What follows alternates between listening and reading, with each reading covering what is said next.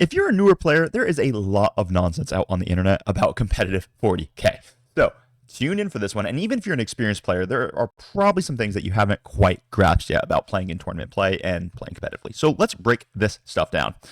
There are just so many things that people think going into a tournament, or they think when they're going to play competitive play. Oh, competitive players are jerks, or blah, blah, blah. They don't have fun, all these things. I'm going to address these misconceptions, and I am going to 100% wow some people with some of this information. First thing that people think about competitive play that they don't really understand is you think that people know Warhammer. And this is just a huge one. This is a big barrier to entry for a lot of newer players. They think, oh, I don't have everything 100% memorized. Oh, I don't know every single individual interaction with every single data sheet in the game. How can I play? Those people know everything. It's just not true, man. People tend to be intimidated by the lack of knowledge. Because guys, listen, 40K has a huge knowledge base. There are so many tons of details. There are things I do not know about the game, and I live and breathe this stuff. And honestly, it's how I make a living. So I'm pretty much professional at this place at this point. It's kind of wild how much stuff there is in Warhammer 40,000.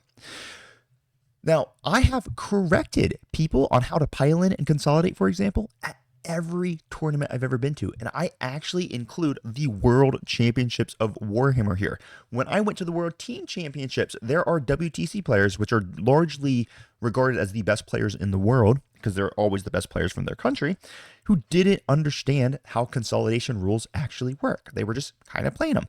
It is so amazing how much in 40K there is. Not everyone knows everything, and that is okay. There's a reason why we have tournament judges. There's a reason we have tournament organizers who are walking around to always help tables out of sticky situations. So do not be intimidated by a potential lack of knowledge. However, that being said, there is certainly a minimal amount of knowledge that is needed. You do need to have a solid grasp of the core rules. Even if there's little details that you might drop, even if you don't know every clause in the rules commentary, you do need to know the core rules, which, to be honest, are not that challenging to learn. I've got plenty of guides on my YouTube channel. There are tons of people out there who have done this. There's always coaching involved or helping people master some of these things. It's really, really not that hard, and you can pretty much always do it on your own. You don't even need all the other support. It's just there if you're struggling with something, right? So there should be no barrier to entry if you understand the minimal core rules. Don't be afraid. Go to the tournament. Have a great time. All right, next thing that people just don't really understand. Terrain layouts can actually change at tournaments. So if you're used to using the exact perfect GW layouts, or if you play on TTS, this is what I get from a lot of my players who play on TTS, which is a fantastic tool. If you don't know what TTS is, it's called Tabletop Simulator. It is a method of playing Warhammer online, so you can play anywhere in the world. I actually host tournaments very regularly in our Discord, and it really helps people learn the game much faster, and it helps you get more games in. And also can be really useful for getting more games against quality opponents. But a lot of times people don't understand that the perfect terrain layout isn't always used. So this is a great example. People will always use the terrain they have available for them at their tournaments. So this is a tournament held here in Norway. And if you look, this is, what is this, layout 4 for Games Workshop? I've got it circled in red how this ruin is, but if you look, it's facing actually the opposite direction. So if you're looking at the actual standard GW layout, well, a vehicle could actually sit in there and just shoot through the middle lane very easily. However, on the actual tabletop that we had available at this tournament, it wasn't really that case, just because of the way the terrain was positioned. So there will always be differences, almost always be differences in person from what you might consider, right? So just be aware of that, and it's totally okay. So what that does tell you, though, is that you might have to be a little bit flexible with your game plan when you get to the tournament. You might not be able to do exactly what you thought you were going to do when you were doing your prep. All right, number 2, people are jerks. Oh my goodness, this is one I get all the freaking time. Well, all those tournament players, they're total jerks. They just want to beat you and don't care about anything else. Guys, look, no. The vast majority of people are extremely cool. Now, I'm not saying that tryhards don't exist. They do. I've had one bad experience. I've had 2 bad experiences with tryhards, and when we use that word, it's just a derogative for someone who is trying to win at all stakes, and they will cheat and they'll do other things to get around. It's so rare. I've played well over 500 tournament games, and I've run into 2 of these people. It's just not a big problem. If you live your normal life being afraid of the fact that some people that you might encounter in normal life are jerks, then you're going to be living a fairly sheltered existence. Some of the most lovely people I know almost all of my best friends at this point are all competitive Warhammer 40K players. They're all super, super cool. And I'll tell you what, I typically have more trouble with casual players than I do with competitive players. And the reason for this is casual players tend to not actually know the rules. And so what they do is they play off of what they thought the rules were, and they get very upset when you inform them, actually, that's not the way this interaction works. So the reality is that you've got jerks who are casuals, you've got jerks who are competitive players, you've got people in general who are awesome, and then occasionally there are some people who are jerks. This is not a thing that is endemic to competitive players. There's no difference between the competitive population and the non-competitive population when it comes to who are jerks. There are always going to be jerks in life. Just, you're going to have to learn with it. Now, the reality of what you should do with this is no matter what happens, communication is always key. And that's why I talk about in a lot of my videos how to communicate with your opponent. Most of the times when someone is perceived to be a jerk, all that is happening is that there was a communication error where maybe you didn't clearly communicate your intent, or you didn't clearly communicate the rules that you had, so that your opponent was operating under false assumptions. And that can cause friction. Another thing is there's no point. Actually, one of the really nice things about tournaments is that you never have to argue with your opponent. If you and your opponent are measuring a charge, and it's like, I think it's a 7-inch charge, and your opponent goes, no, it's clearly an 8-inch charge. You don't have to argue. You just raise your hand and say, hey, judge, and the judge just comes over and they will make the ruling. Then you're not upset at your opponent. Your opponent is not upset at you. There's no fighting. The judge just comes and clarifies, and everyone's happy. So honestly, at competition, it makes it so much easier to have a good, respectful, loving game with your opponents. So it's a game that we all love, and we're all here to have fun, all right? Except for maybe like 1 or 2 people. But, you know, screw them. They're jerks. Then the next myth that we have is it is all about the list, the meta list. If you don't have the best models, then you can't possibly compete. You have to have the perfect list. This is nonsense. This is complete nonsense. Let me break this down.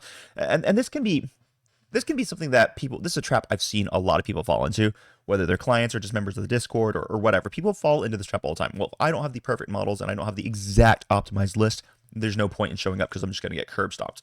No. The meta list that most of you guys have heard for, and meta stands for metagame or most effective tactics available, or whatever you want to say meta stands for. I don't care. There's like 7,000 different things it could stand for, okay? All that means is you have a popular player who came up with a good, strong list that is easy to pilot by other people. That's what it is. I see people lose with meta list all the time, all the freaking time, simply because they weren't aware of how to pilot the list, or there's just other armies that counter it really well. It's just the way the game is. There is always going to be a counter to everything. That's one of the beautiful things about Warhammer 40,000. So if you don't have the exact strongest unit, if you don't have the exact strongest list, it doesn't matter. Build a good list that you are good with, and you will succeed. Succeed, not sucks. You'll succeed. Guys, what you're going to notice is that the players who win tournaments, they are the same players. Like, the same players win all the tournaments, but they're playing with different armies.